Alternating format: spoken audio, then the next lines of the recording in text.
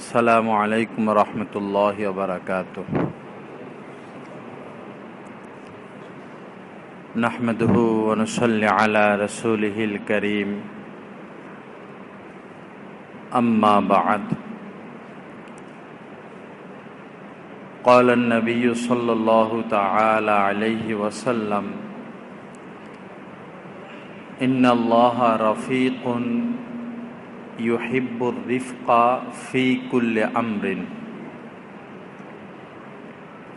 أو كما قال النبي صلى الله تعالى عليه وسلم اللهم صل على سيدنا ومولانا محمد وعلى آل سيدنا ومولانا محمد وبارك وسلم।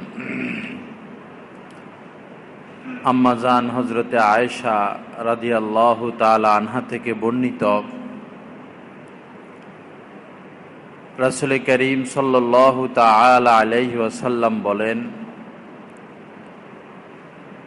মহান আল্লাহ সীমাহীন সহনশীল, অর্থাৎ আল্লাহ পাক অত্যন্ত কোমল। ইন্নাল্লাহা রফিকুন, আল্লাহ পাক অত্যন্ত সহনশীল, সীমাহীন কোমল। ইউহিব্বুর রিফকা ফি কুল্লি আমরিন, প্রত্যেক বিষয়ে তিনি এই কোমলতাকে পছন্দ করেন। যত বিষয় আছে, যত ঘটনা, যত সমস্যা দৈনন্দিন আমাদেরকে মোকাবেলা করতে হয়, সর্বক্ষেত্রেই আল্লাহ পাক কোমলতাকে পছন্দ করেন। এক আয়াতে কারিমার মধ্যে আল্লাহ পাক বলেন, ওয়ালা তাস্তাউিল হাসানাতু ওয়ালা সাইয়্যা, ভালো আর মন্দ কখনো বরাবর নয়। ভালো তো ভালো, আর মন্দ মন্দ। ভালো খারাপ কখনো এক নয়। ইদফা বিল্লাতি হিয়া আহসান, আল্লাহ পাক বলেন, যখন কোনো সমস্যা ঘটে, এমন কোনো বিষয় হয়, এমন কোনো বিষয় সামনে আসে যেটার সমাধান করা প্রয়োজন, আল্লাহ পাক বলেন যে হিয়া আহসান, সর্বোত্তম পদ্ধতিতে, অর্থাৎ কোমলভাবে, উত্তম পন্থায় ওই সমস্যাটার সমাধান করো।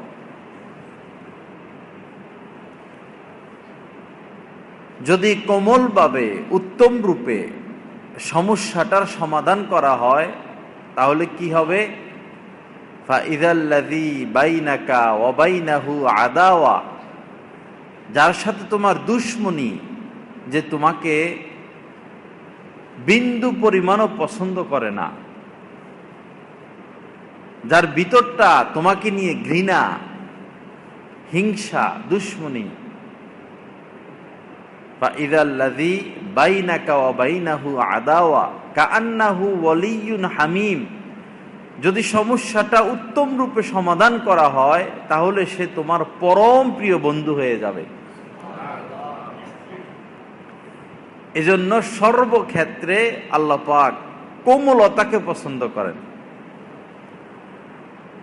আম্মা জান আয়েশা থেকে হাদিস বর্ণিত যে ইন্নাল্লাহা রফিকুন ইউহিব্বুর রিফকা, আল্লাহ পাক অত্যন্ত কোমল, সহনশীল, কোমলতাকে তিনি পছন্দ করেন। ইউতি আলা রিফকি, যে কোনো একটা বিষয়ে কোমল আচরণের কারণে, সহনশীলতার কারণে আল্লাহ পাক যতটা দান করেন, যতটা দেন, ইউতি আলা রিফকি মা লা ইউতি আলাল উনফি, কঠোরতার ক্ষেত্রে আল্লাহ পাক ততটা দেন না। মনে করুন দোকানের স্টাফ, কর্মচারী, অফিসের কর্মচারী, সে অবাধ্য, অপরাধী লিপ্ত, এখন দুইটা রাস্তা খোলা, এক হলো তার সাথে কঠোর আচরণ, দ্বিতীয় হলো সহনশীল আচরণ, কোমল আচরণ। তো এই হাদিসের দ্বারা বোঝা যায় কঠোরতার দ্বারা এই ছেলেটা যতটা সোজা হবে, কঠোরতার দ্বারা এই ছেলেটার থেকে আপনি যতটা কাজ নিতে পারবেন, মানে সহনশীলতার দ্বারা, কোমলতার দ্বারা, কোমল আচরণের দ্বারা, কোমল ভাবে তাকে সংশোধনের দ্বারা তার থেকে যে কাজ নিতে পারবেন, কঠোরতার দ্বারা কোনোদিন সে কাজ নিতে পারবেন না। তদ্রূপ স্ত্রী, স্বামী স্ত্রীর সম্পর্ক, স্বামী স্ত্রীর সম্পর্ক তো মধুময় সম্পর্ক। যদি দুজনই আল্লাহকে ভয় করনেওয়ালা হয়, মধুময় সম্পর্ক ওই সময় হবে যখন স্বামীও আল্লাহকে ভয় করে, স্ত্রীও আল্লাহকে ভয় করে। তখন সেটা জান্নাতের বাগিচা হয়ে যাবে। তো স্ত্রীদের ক্ষেত্রে আল্লাহ রাসূল বলেছেন, ইস্তাসু বিন নিসাই খাইর, তোমাদের স্ত্রীদের ক্ষেত্রে আমার নসিহত হলো তাদের সাথে কোমল আচরণ করো, সুন্দর ব্যবহার করো, কঠোরতা করো না। আল্লাহ রাসূল উদাহরণ দিয়ে বলেছেন যে যদি বেশি, তাদেরকে তো বাঁকা হাত দ্বারা তৈরি করা হয়েছে, একটা বক্রতা আজীবন তাদের মধ্যে থেকে যাবে। এটা আল্লাহর লীলা, আল্লাহর ফয়সালা, আল্লাহর সিদ্ধান্ত। তারা কোনোদিন 100% সোজা হবে না। একটা বক্রতা, একটা এই অবাধ্যতা থেকেই যাবে। এটা আল্লাহর পরীক্ষা। তা আল্লাহ পাক বলেন, যদি বেশি টাইট দাও, বেশি কঠোর করো, তাহলে হাড় ভেঙে যাবে, রশি ছিঁড়ে যাবে। আর যদি বেশি লুজ দিয়ে দাও, তাহলে ওইটা আরো বাঁকা হইতে থাকবে। তাহলে সুন্দর আচরণ। তো এভাবে সর্বক্ষেত্রে আমাদেরকে আল্লাহ রাসূলের নির্দেশ, তোমরা কোমল আচরণ করো, সুন্দরভাবে, হিয়া আহসান, উত্তম পদ্ধতিতে, যেটা সবচেয়ে উত্তম, সেই পদ্ধতিতে তোমরা সমস্যাটা সমাধান করো। যেমন হযরত আবু হুরায়রা রাদিয়াল্লাহু তাআলা আনহু থেকে হাদিস বর্ণিত, এক বেদুইন গ্রাম্য ব্যক্তি মসজিদে নববীতে আসলো। তো বেচারার প্রস্রাব ধরছে, তো সে ওই মসজিদে প্রস্রাব করে দিল। ওই সময় তো বালু ছিল, খেজুর গাছের ইয়ে। তো তাকে প্রস্রাব করতে দেখে লোকজন খুব ক্ষেপে গেল, তাকে মারধর করার জন্য, ওই কাজ থেকে বারণ করার জন্য উদ্যত হলো। আল্লাহ রাসূল সকলকে থামিয়ে দিলেন এবং তিনি বললেন,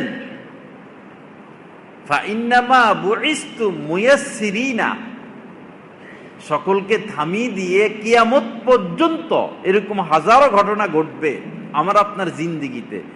ওই ঘটনা ঘটাইয়া আল্লাহ আমাদেরকে শিক্ষা দিচ্ছেন। একটা ঘটনা ঘটাইয়া আল্লাহ শিক্ষা দিচ্ছেন, তোমাদের জীবনেও এরকম ঘটবে, তখন তোমরা কি করবা। কিয়ামত পর্যন্ত রাসূল সবক দিয়ে দিলেন, যদি এমন অবাঞ্ছিত কোনো ঘটনা ঘটে কি করবা। আল্লাহ রাসূল বলেন, ফাইন্নামা বুইস্তু মুয়াসসিরিনা, তোমাদেরকে পাঠানো হয়েছে, প্রেরণ করা হয়েছে, সৃষ্টি করা হয়েছে কোমলতার জন্য, সুন্দর আচরণের জন্য, সহজতার জন্য। মুয়াসসিরিন, ওয়ালাম তুবআসু মুআসসিরিনা, কঠোরতার জন্য তোমাদেরকে প্রেরণ করা হয় নাই। যে কঠোরতা করবে তার সাথেও কঠোর আচরণ করা হবে। যে কোমলতা, কোমল ভাব, স্বাভাবিকভাবে একটা বিষয়কে নিয়ে নেয়, তার ক্ষেত্রে, তার ভুল ভ্রান্তির ক্ষেত্রেও এরকম সহজ করা হবে। আল্লাহ পাক জাল্লা জালালু আমাদেরকে আমলের তৌফিক দান করেন। আল্লাহ পাক আমাদেরকে আমাদের রাসূলের সুন্নত মোতাবেক, রাসূলের বাতলানো জিন্দেগি পথ মোতাবেক চলার তৌফিক দান করেন। তো এইভাবে সন্তানের ক্ষেত্রে হোক, নিজের ছোট ভাই হোক, বড় ভাই হোক, পিতা হোক, সমাজ হোক, সর্বক্ষেত্রে কোমল আচরণ। এমনকি হাদিস শরীফের মধ্যে আল্লাহ রাসূল বলেছেন, ইন্নাল্লাহা কাতাবাল ইহসানা আলা কুল্লি শাই। প্রত্যেকটা বস্তু, প্রত্যেকটা জিনিস, প্রত্যেকটা জন্তু জানোয়ারের ক্ষেত্রেও,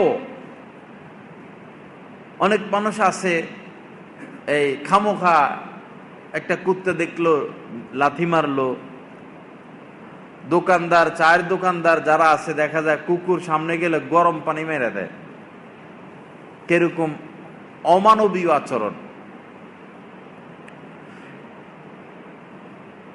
অযথা একটা ব্যাঙ দেখলো, একটা বিড়াল দেখলো, তাকে হত্যা করলো, মারলো।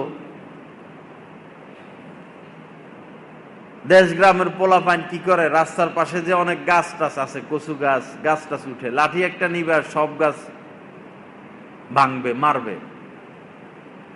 অযথা বসে রয়েছে মাটির উপরে, তো অযথায় মাটিটাকে খোঁচায়।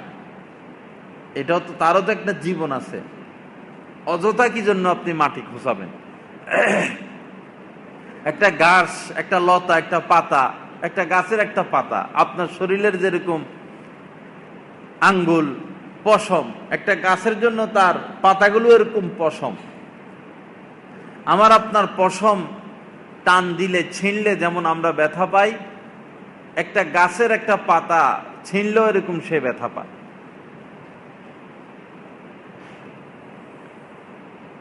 গাছপালা হোক, তরুলতা হোক, যে কোনো বস্তু হোক, প্রাণী হোক, জন্তু জানোয়ার হোক, মানুষ হোক, সর্বক্ষেত্রে, সর্ববিষয়ে কাতাবাল ইহসান, আল্লাহ পাক দয়াকে, দয়া করাকে আমাদের জন্য আবশ্যকীয় করে দিছেন।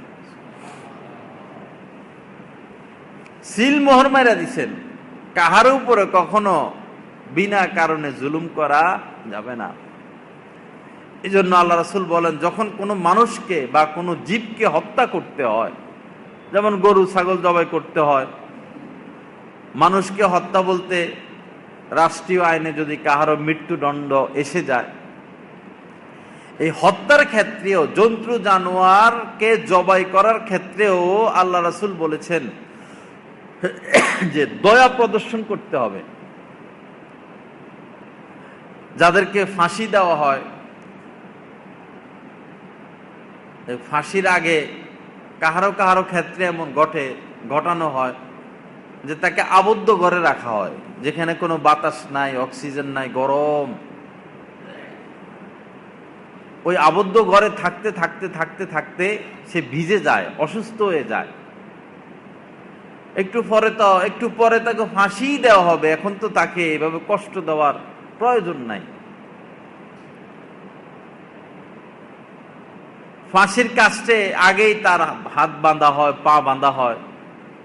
আচ্ছা, এটা যদি প্রয়োজন হয় হলো, কিন্তু রশিটা গলায় ঝুলাইয়া, যেটা মানে কষ্টকর বিষয়, সেটা হলো পায়ের নিচে যে প্লেটটা থাকে স্টিল বা যেটার উপর সে দাঁড়ানো থাকে, সুইচ টিপ দিলে হঠাৎই সেটা সরে যায়, তখন এই ব্যক্তিটা ঠাস করে নিচে পড়ে যায়। ঠাস করে নিচে পড়ার দ্বারা এমনও হয় যে মানুষের মাথাটা সাথে সাথে দ্বিখণ্ডিত হয়ে যায়, তার বডির একটা চাপ। তো তাকে তো মারা হবেই, এই কষ্টটা তো দেওয়ার প্রয়োজন নাই। ফাঁসি আস্তে আস্তে গলার ফাঁসিটা দিয়া আস্তে আস্তে রশিটা টানলেই তো হতো, সে আস্তে আস্তে ঝুলে যাইতো, তার মৃত্যুটা সহজ হইতো, সহজে মরতো। হঠাৎ করে নিচের থেকে ওই স্টিলের পাতটা বা যেটা থাকে এটা সরানোর দ্বারা হঠাৎ করেই তো সে মারাত্মক একটা আঘাত পেয়ে যায়। তো এই রীতি, এই পদ্ধতি আদৌ ইসলাম সাপোর্ট করে না। মৃত্যু যদি কাউকে দিতেই হয়, কাহার উপরে যদি মৃত্যু দণ্ড আবশ্যকীয় হয়ে যায়, এটারও দিক নির্দেশনা ইসলাম দিয়েছে কিভাবে তাকে হত্যা করা হবে। কোন আসামির শাস্তি কি হবে, মদ পানের শাস্তি কি, জিনার শাস্তি কি, চুরির শাস্তি কি, সুদ ঘুষের শাস্তি কি, সমস্ত শাস্তির দুনিয়াবি সমস্ত অপরাধের কোনটার কি শাস্তি, এটা রাসূল বলে গিয়েছেন, শিখিয়ে গিয়েছেন, কোন কোন ক্ষেত্রে বাস্তবায়িত করেছেন। আমাদেরকে সেখান থেকে গ্রহণ করতে হবে। নিজের ব্রেন, নিজের মাথা পাশ্চাত্যের সংস্কৃতি গ্রহণ করলে আদৌ সফলতা আসবে না। জেলে নিয়া যে মায়ের হাত পা বাইন্দা উল্টা ঝুলাইয়া আমি আজ আমার বিরোধী দলকে মারলাম, কালকে আমি তো সেখানে যাচ্ছি, এটাই তো বিধান। তো কেন আমি জুলুম করছি? আমি জুলুম করলে তো আমি আবার জুলুমের শিকার হব, ছাড় নাই তো। নদীর এই কুল ভাঙ্গে ওই কুল গড়ে, এই তো নদীর খেলা। সকালবেলার বাদশাহী তুই, ফকির সন্ধ্যাবেলা। তিলকাল আইয়ামু নুদাবিলুহা বাইনান নাস, এটা তো বাংলা কবিতা, আর এটা হচ্ছে আয়াত, কোরআনের কথা। তিলকাল আইয়ামু নুদাবিলুহা বাইনান নাস। আল্লাহ পাক ক্ষমতা এবং ক্ষমতা পতন, গরিব ধনী, আজকে সে রাজা, আজকে ও প্রজা, আজকে আবার সে রাজা হয়ে যাবে, ও প্রজা হয়ে যাবে। দিন ক্ষণের এই পরিবর্তন আল্লাহ পাক করতেই থাকেন, করতে থাকবেন। একক রাজত্ব কাউকে তিনি দিয়ে রাখবেন না। জয় পরাজয়, হার জিত, আল্লাহ আমাদেরকে নসিহত গ্রহণের তৌফিক দান করেন। সিদ্ধ গরম সিদ্ধ ডিম পায়খানার রাস্তা দিয়ে দিয়ে দেয়, কি অমানবীয় আচরণ। সিং, দেশি সিংহের হাউজে উলঙ্গ করে ছেড়ে দেওয়া হয়, পানি খাওয়ায়, প্রস্রাবের যখন গভীর চাপ হয় প্রস্রাব করতে দেয় একটা পাইপের মধ্যে, পাইপের ওই মাথায় কারেন্টের খোলা তার, প্রস্রাব করে যখন ওই মাথায় যায় প্রস্রাবটা ওই খোলা তারে লাগে, সাথে সাথে শর্ট করে। এটা অন্যায়, এটা অবিচার। এগুলো রোধ করা জরুরি। উহুদের যুদ্ধে যখন কাফেরদেরকে সাহাবায়ে কেরাম বন্দী করেছিল, বন্দী করে যখন নিয়ে আসছে মদিনায়, বন্দী, এই বন্দীদের সাথে কেমন আচরণ করেছিলেন সাহাবায়ে কেরাম, সেটা হচ্ছে লক্ষণীয়।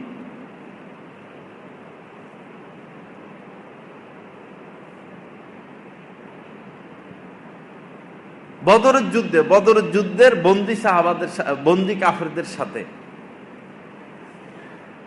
কোন সাহাবীর ঘরে একজন বা দুইজন কাফেরকে দিছেন আল্লাহ রাসূল যে এ তোমার ঘরে থাকবে, সে বন্দী।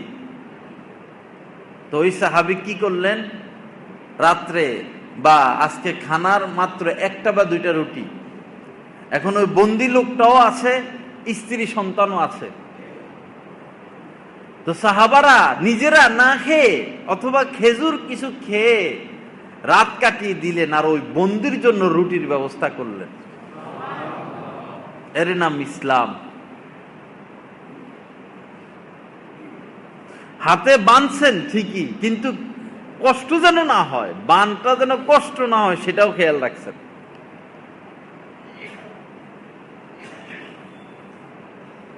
সৌদি আরবের জেলখানার খবর শুনছি এরকম যে যারা দীর্ঘদিন জেলে থাকবে,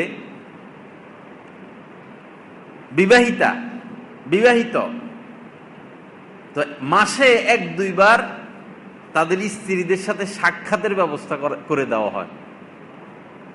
এরকম ভালো রুম, তাদের জন্য রুম পরিষ্কার করে দেওয়া হয়, নতুন বিছানাপত্র বিছিয়ে দেওয়া হয়, নির্জনে স্বামী স্ত্রীর সাক্ষাতের ব্যবস্থা করে দেওয়া হয়।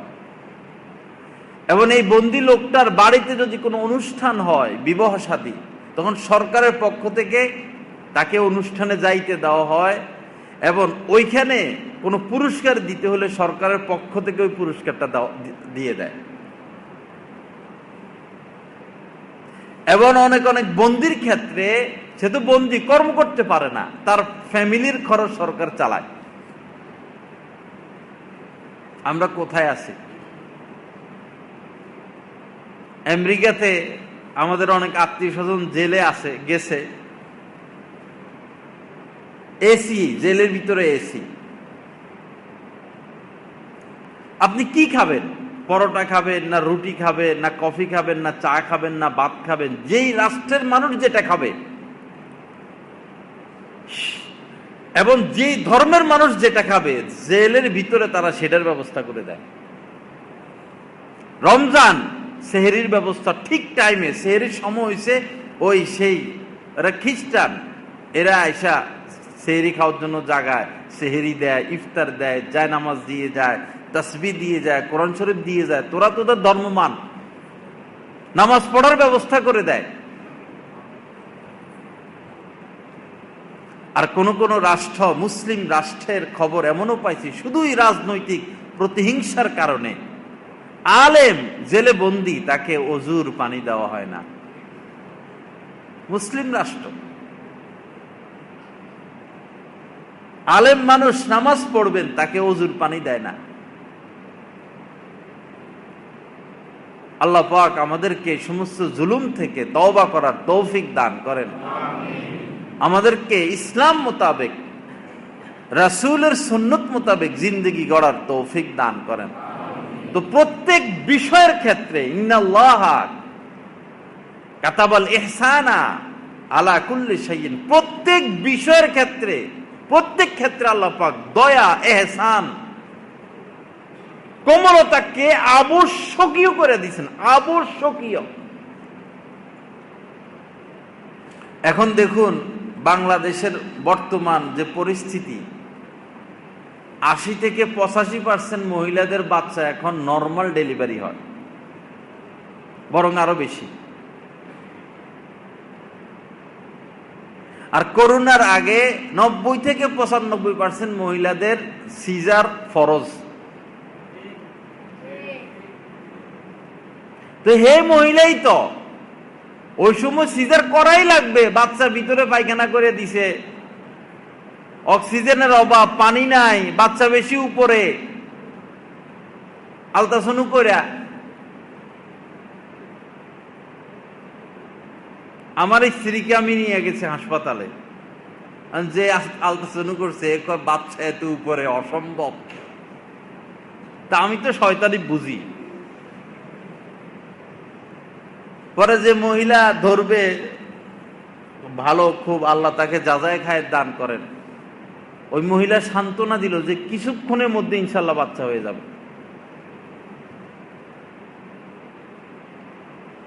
তার তো কাটলে পাইয়ে যাইব, ওই মহিলার তো লাভ নাই। বাংলাদেশের একজন বড় আলেম মাওলানা আব্দুল মালেক সাহেব দামাত বারাকাতুম স্ত্রীকে হাসপাতালে নিয়ে গেছেন, ব্যথা, পরে নেওয়ার পরে কি একটা ইনজেকশন দিছে, এখন আর ব্যথা নাই, ব্যথা শেষ। এখন বলতেছে সিজার ছাড়া রাস্তা নাই। পরে উনি স্ত্রীকে বাসায় নিয়ে আসছে, আমার সিজারও দরকার নেই, বাচ্চারও দরকার নাই, উল্টা ইনজেকশন মারে।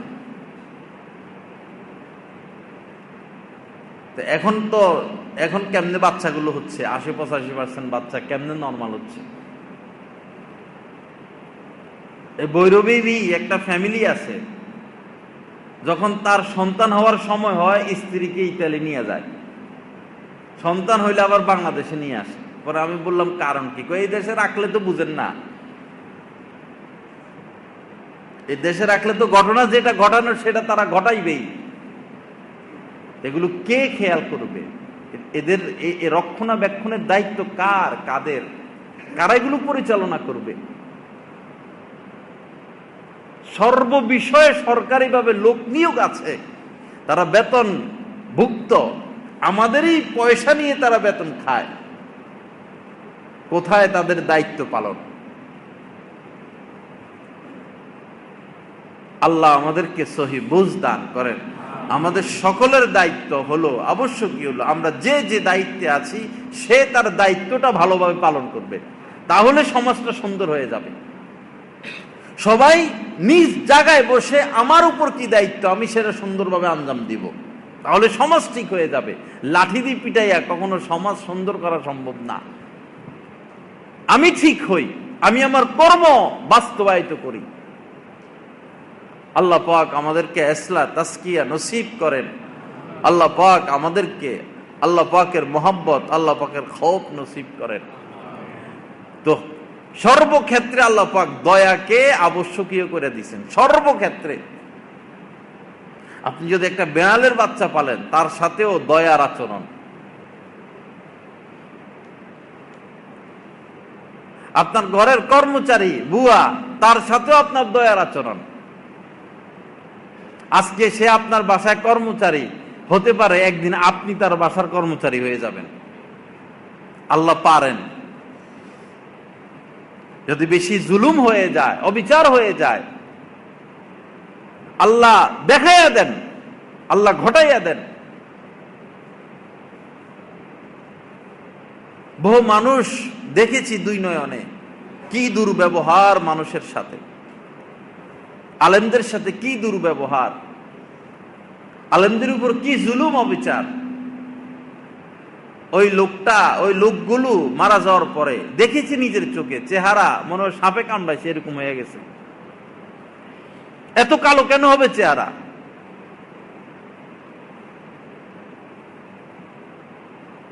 এরপরে তাদের সন্তানকে তাদের পিতার সন্তানরা সেভাবে লালিত পালিত হয়েছে, আজ ধিক্কিত, অপমানিত, লাঞ্ছিত, জায়গায় জায়গায় লাথি খায় আর আঘাত খায়। এজন্য আমি অন্যায় আচরণ করে যে পার পেয়ে যাব এরকম না। মালিক ইয়াউমিদ্দিন, বারবার সূরা ফাতিহা এটা আমরা তেলাওয়াত করি। বিচার দিবসের মালিক একমাত্র আল্লাহ। পৃথিবী ভর্তি স্বর্ণ বা এর ডবলও যদি ওই দিন পেশ করা হয়, কারা পেশ করবেন? কে ঘুষ খাবে সেদিন? ওই দিন আর ঘুষের কোনো সুযোগ নাই। এটা বাঙালি না যে আপনি 2 লাখ টাকা দিয়ে বিচার উল্টাইয়া ফেলবেন। বাংলাদেশে সম্ভব, এটা সব জায়গায় এটা সম্ভব না, কিয়ামতের ময়দানে সম্ভব না। তা আসুন দয়ার আচরণ করি, আমার ভিতর বাহিরকে স্বচ্ছ করি, পরিচ্ছন্ন করি। মান ইয়ারহাম ইউরহাম, যে দয়া করবে তার প্রতি দয়ার আচরণ করা হবে। মান ইহরামের রিফকা, যে দয়া থেকে বঞ্চিত, যে কর্কশবাসী, দুর্ব্যবহারকারী, যার মধ্যে কোমলতা নাই, যে কঠিন, ইহরামিল খায়রা কুল্লাহু, সে সমস্ত কল্যাণ থেকে বঞ্চিত। রাসূলের হাদিস। আল্লাহ পাক জাল্লা জালালু আমাদেরকে মানুষ হওয়ার তৌফিক দান করেন। হযরত আনাস রাদিয়াল্লাহু তাআলা আনহু থেকে বর্ণিত, তিনি বলেন যে একদিন আমরা রাসূলের সাথে হাঁটতেছিলাম, রাসূলের গায়ে নাজরানি একটা চাদর ছিল।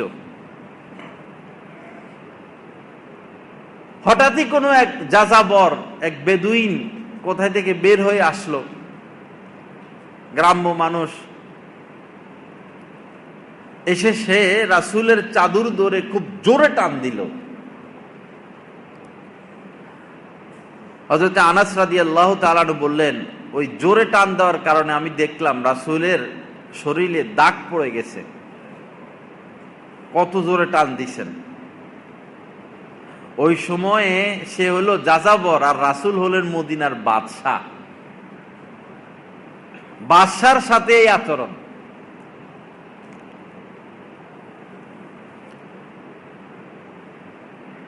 এখন তো সে আচরণ এইভাবে চাদর টান দিয়ে বলল, হে মুহাম্মদ, আল্লাহর পক্ষ থেকে আপনার নিকট গচ্ছিত যে মাল রয়েছে আপনি নির্দেশ দিন যেন আমাকে সেখান থেকে মাল দেওয়া হয়, আমার জরুরত পুরা করা হয়। চাদর টান দিয়ে সে এই ব্যবহার করলো। মানে অস্ত্র ঠেকাইয়া ভিক্ষা করে না এরকম আর কি। বেচারা যেহেতু গ্রাম্য, জানে না। তো এখন তো স্বাভাবিক রাসূলের চেহারার মধ্যে একটু অসন্তুষ্টি, একটু রাগ, একটু কঠোরতা আসার কথা। কিন্তু রাসূল কি শিখিয়ে গেলেন আমাদেরকে, সুবহানাল্লাহ, যে তোমাদের জীবনেও এরকম ঘটনা ঘটবে, আসবে। তোমরা কি করবা আমার থেকে শিখো। এরকম ঘটনা ঘটলে তোমরা কি করবা? ইলতাফাতা ইলাইহি, রাসূল খুব সুন্দরভাবে, সুন্দর ভঙ্গিতে তার দিকে ফিরলেন।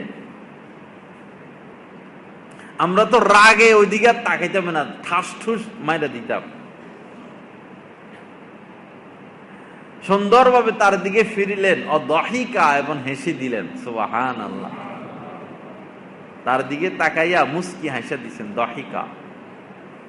আজকে দেখা যায় অনেক ভাইরা বসে বসে ঘুমায়, কি ব্যাপার স্যাপার বুঝলাম না। হ্যাঁ, বহু ভাইরা দেখা যায় ঘুমাইতেছে আজকে। হ্যাঁ,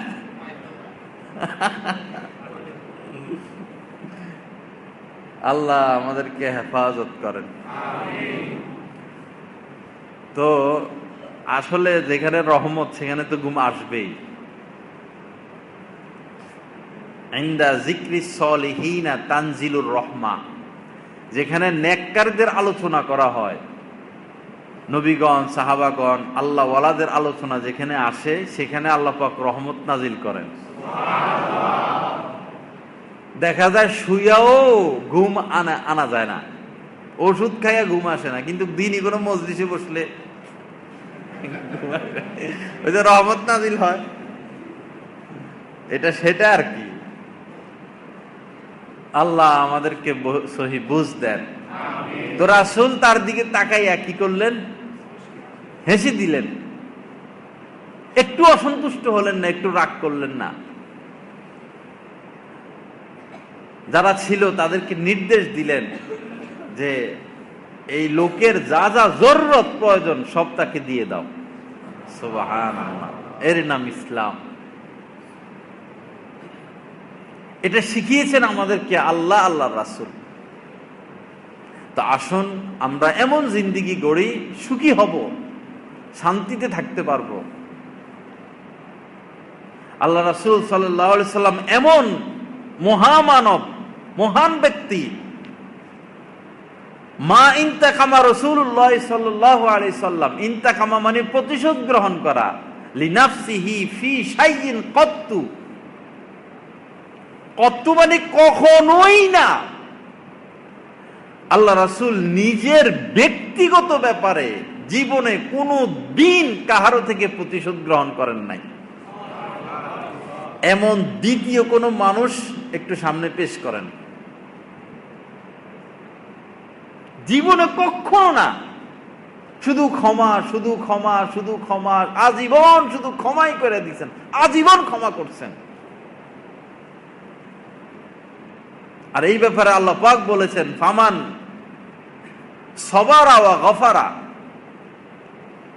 ফামান সবারা, যে কোনো বিষয়ে যে ব্যক্তি ধৈর্য ধরবে, অগফারা, এবং মাফ করে দিবে। ধৈর্য না হলে তো মাফ করা যায় না। এরকম বিষয় যে ধৈর্য ধরবে, সবার অগফারা মাফ করে দিবে।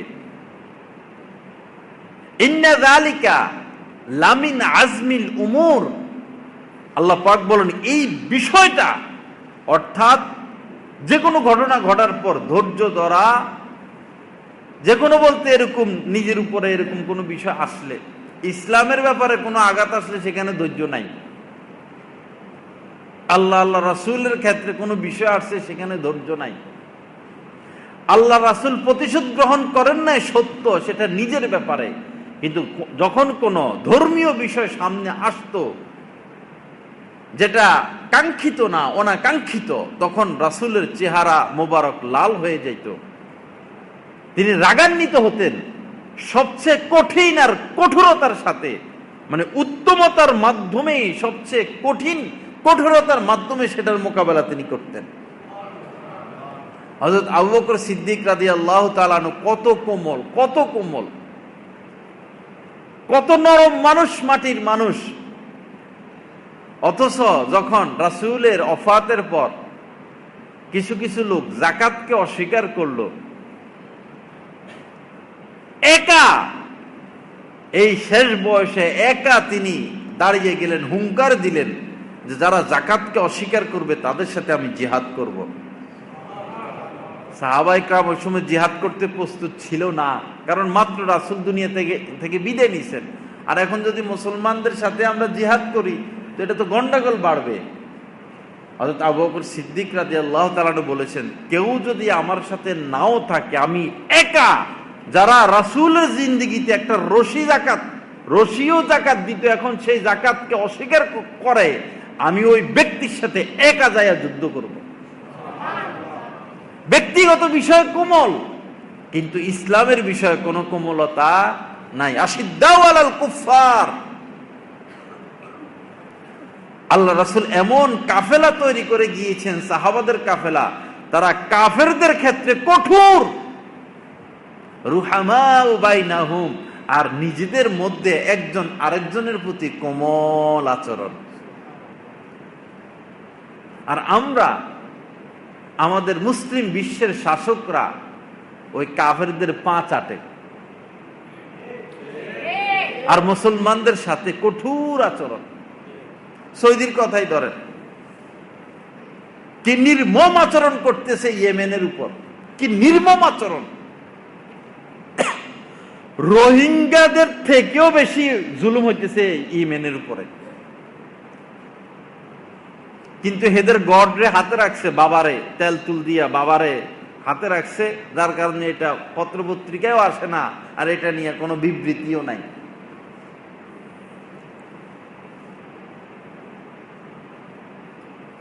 তা আজ আমরা এত খারাপ হয়ে গেছি, তাদের সাথে কঠোরতা। এক আয়াতে কারিমের মধ্যে আল্লাহ পাক বলেছেন, তুহিব্বুনাহুম, হে মুসলিম বাদশারা, হে মুসলিমরা, তুহিব্বুনাহুম, তোমরা ওই মূর্তি পূজকদেরকে ভালোবাসো, মহব্বত করো, নিজের দেশে দাওয়াত দিয়ে আনো। ওয়ালা ইউহিব্বুনাহুম, তোমরা তাদেরকে ভালোবাসো কিন্তু তারা তোমাদেরকে ভালোবাসে না।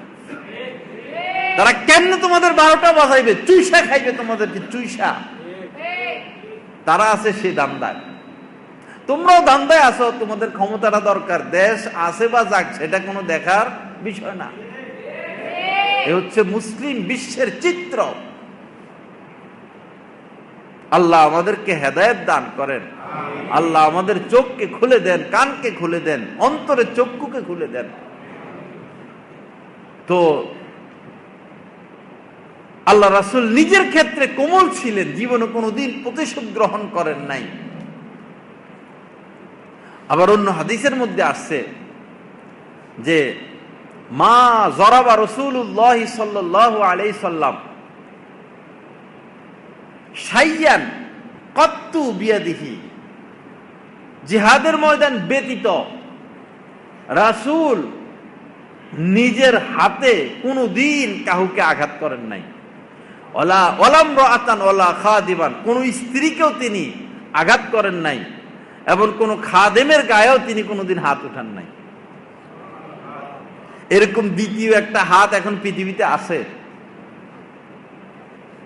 একমাত্র রাসূলের হাত ব্যতীত কোনদিন সন্তানের গায়েও তিনি আঘাত করেন নাই, কোন খাদেমের গায়েও আঘাত করেন নাই, স্ত্রীর গায়েও আঘাত করেন নাই, কোন মানুষকে তিনি হাত দিয়ে আঘাত করেন নাই। এরকম দ্বিতীয় একটা হাত আমরা কোথায় পাবো?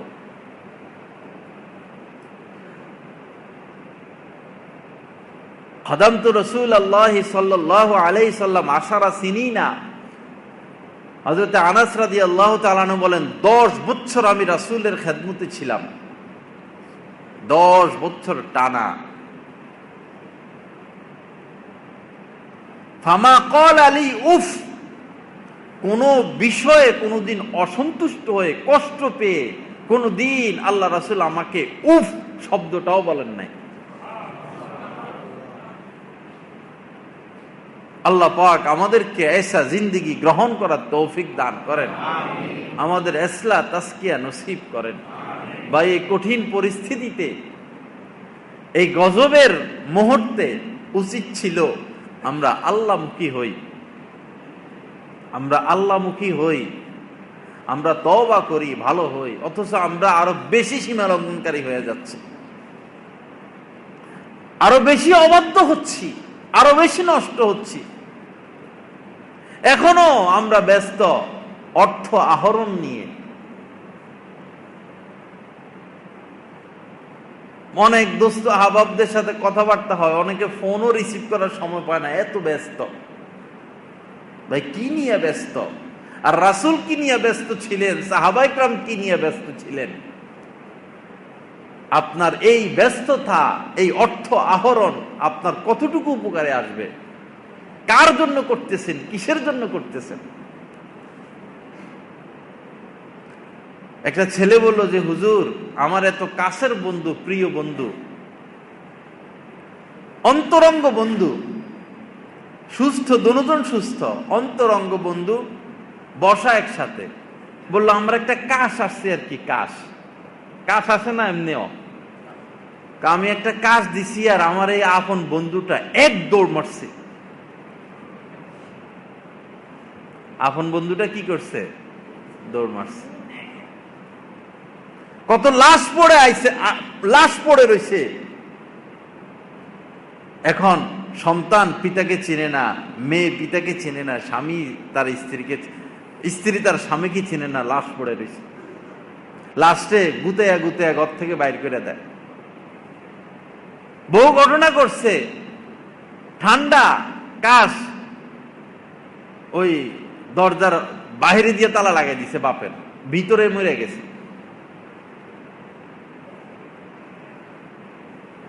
কি নির্মম মানুষ, কত কঠিন আর কঠোর মানুষ, কত নাফরমান। কার জন্য, কিসের জন্য আমাদের ছুটাছুটি, দৌড়াদৌড়ি? আসুন আল্লাহ মুখী হই, ব্যস্ত থাকবো আখিরাত নিয়ে, ব্যস্ত থাকবো আল্লাহর সন্তুষ্টি নিয়ে, ব্যস্ত হব যেটা আমার আসল কাজে আসবে। ওই মিটিং, ওই মিছিল, ওই ব্যস্ততা, ওই ধান্দা, ওই দুনিয়া যদি অবৈধ পথে হয় তাহলে আমার কোনোই কাজে আসবে না। আর বৈধ পথে হলেও ব্যস্ত থাকেন, কিন্তু ধর্মীয় ক্ষেত্রে ব্যস্ততা দেখানো এটা নাফরমানি, নাশুকরি। আল্লাহ পারেন আপনার ব্যস্ততাকে মাটির নিচে দাফন করে দিতে,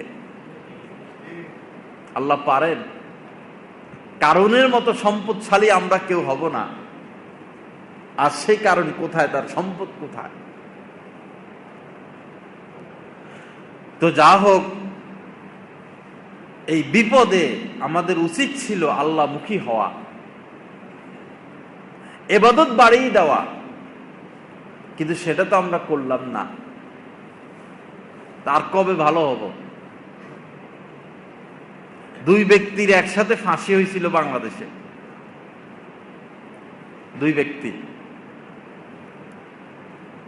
আপনারা তো চিনবেনই, বললে নাম বলবো না আমি। একজন দাড়ি টুপি পাঞ্জাবিওয়ালা, আরেকজন এমনি নেতা কিসিমের।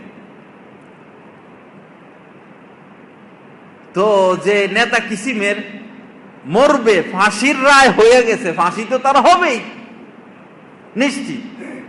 সে শুধু দৌড়াদৌড়ি নিয়ে ব্যস্ত, জেলের ভিতরে একবার এই মাথা যায়, একবার হেই মাথা যায়, মানে কেমনে সে বাঁচবে, বেঁচে থাকবে, এই ধান্দা আর কি। তার সন্তান বা তার লোকজন চেষ্টা করছে বিভিন্নভাবে, দেশীয়ভাবে, আন্তর্জাতিকভাবে, কাজ হয় নাই। তো এই সেই ব্যস্ততা, দৌড়াদৌড়ি, ছুটাছুটির মধ্যেই তাকে নিয়ে ফাঁসি দিয়ে দিল। আর যে ছিল দিনদার, সে ওই জেলে যাওয়ার পর থেকে, ফাঁসির রায় হওয়ার পর থেকে জিকির, আজকার, তেলাওয়াত, ইবাদত, বন্দেগী, কান্নাকাটি। মনে রাখবেন, আপনি জীবদ্দশায় যেটা নিয়ে ব্যস্ত, আপনার মৃত্যুটা ওই ব্যস্ততার ফাঁকি হয়ে যাবে। আপনি ভাবতেছেন কিছু সম্পদ কামাইয়া পরে আল্লাহ হয়ে যাবো, সময় পাইবেন না। তো লোভ তো বাপরে বাপ, আমাদের মনের চাহিদা বঙ্গোপসাগরের থেকে বড়। এই পেট আমাদের ভরবে না। ধনী হন, হযরত ওসমান রাদিয়াল্লাহু তাআলা আনহুর মতো ধনী হন। হযরত ওসমান কেমন ছিলেন যে কাফের অবস্থায়ও তিনি জিনায় লিপ্ত হন নাই। সম্পদশালী ছিলেন, কতটা ভদ্র, কতটা নম্র, কতটা তার মাকাম মর্যাদা ছিল যে নবী তার পরপর 2 মেয়েকে তার হাতে নেকা বিবাহের আবদ্ধ করে দিয়েছেন। এরকম সম্পদশালী হই। হযরত ইমাম আবু হানিফাও তো সম্পদশালী ছিলেন, অনেক বড় ব্যবসায়ী ছিলেন তিনি, কাপড়ের ব্যবসা করতেন। কিন্তু তিনি তো তার হায়াতের মধ্যে আসছে 40 বছর তিনি এশারও যদিয়া ফজর পড়ছেন। উনি তো সম্পদশালী ছিলেন। তাদের সম্পদ তাদেরকে আরো আল্লাহমুখী করেছে, আর আমাদের সম্পদ আমাদেরকে দুনিয়ামুখী করতেছে।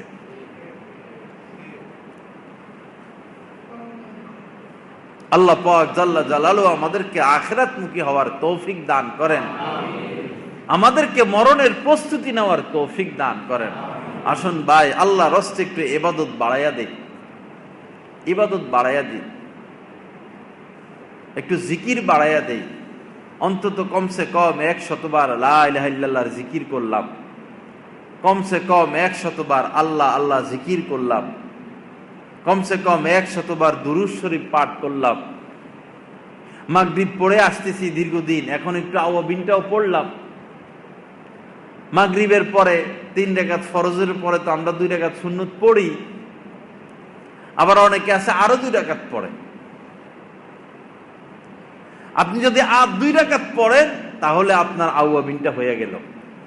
অনেকে 6 রাকাতকে ভয় পায়, ভয় পাওয়ার তো কিছু নাই। ফরজ 3 রাকাত, বাকি সুন্নত তো 2 রাকাত পড়া লাগে। ওই সুন্নত 2 রাকাত সহ আপনি যদি আরো 2টা রাকাত 4 রাকাত পড়েন তাহলে টানা আপনি 6 রাকাত আওয়াবিনের সওয়াব পেয়ে যাবেন। আর আওয়াবিনের সওয়াব হলো 12 বছর ইবাদতের সমান। 12 বছর। শেষ রাতে উঠে তাহাজ্জুদ পড়া যায় না, অনেকের ক্ষেত্রে সম্ভব হয় না। ভালো কথা, আপনি শোয়ার আগে 2 রাকাত পড়ে নিলেন, শোয়ার আগে। অথবা এশার 4 রাকাত ফরজ, 2 রাকাত সুন্নত পড়ে, এখন তো বিতের পড়ি, এখন 2 রাকাত যদি আমরা তাহাজ্জুদের নিয়তে পড়ি তো এটাও তাহাজ্জুদ। তাহাজ্জুদের ওয়াক্ত স্বামীতে আসছে, এশা আদায় করে ফেললেই তাহাজ্জুদের ওয়াক্ত শুরু হয়ে যায়। এখন 2 রাকাত পড়ে নিলাম তাহাজ্জুদের নিয়তে, বস তাহাজ্জুদ হয়ে গেল। শোয়ার আগে 100 বার দুরূদ শরীফ পড়ে নিলাম, এটা ঘুমের ট্যাবলেট, ঘুমের ট্যাবলেট। এটা আজীব ঘুমের ট্যাবলেট। এক ব্যক্তি তার রাত্রে ঘুম আসে না, ঘুম কম আসে, পরে সে একদিন ভাবলো যে ঘুম তো আসে না, আচ্ছা ভিতরটা আজকে পরে পড়বো। পরে আর ভিতর পড়ে নাই, ভিতর বাকি আছে। নিয়ত ছিল হয়তো ভিতরের সাথে আরো 2-4 রাকাত পড়বে, ভিতর পড়বে। ওই লোকের ঘুম আসে না রাত্রে। পরে ওই দিন তার 10টার পর থেকে শুধু ঘুম আসে, ঘুম আসে। পরে এমন ঘুম ঘুমাইছে যে ভিতরও বাদ, কোন রকম যে ফজর পড়ছে। শয়তানের কারসাজি, 100 বার দুরূদ শরীফ এই শয়তানে তো আপনার পড়তে দিব না ঘুমের আগে, ঠিকই ঘুমাইসা দেখো। আর না আসলে পড়তে থাকবেন, বলবেন শয়তান রে যতক্ষণ ঘুম না আসবো অতক্ষণ দুরূদ শরীফ পড়বো। একটু অজু করে শুইলাম, কি শান্তি অজু করে শুইলে। অজু করে শোয়া, অজু করে শুইলে ফেরেশতারা আপনার শরীরের সাথে শরীর মিশিয়ে রাত্রি যাপন করবেন। আয়াতুল কুরসি পড়ে ঘুমালে হাদিস শরীফের মধ্যে আসছে, কেউ যদি ঘুমের আগে আয়াতুল কুরসি পাঠ করে আল্লাহ পাকের পক্ষ থেকে একজন হেফাজতকারী পাঠিয়ে দেন, সারা রাত ও হেফাজতকারী আল্লাহ পাকের পক্ষ থেকে হেফাজতকারী এই ব্যক্তিকে হেফাজত করতে থাকে। আমল কত ছোট, নিয়ামত কত বড়। এখন যেহেতু করুণা, এখন 5 ওয়াক্ত নামাজের পরে আয়াতুল কুরসি পড়া।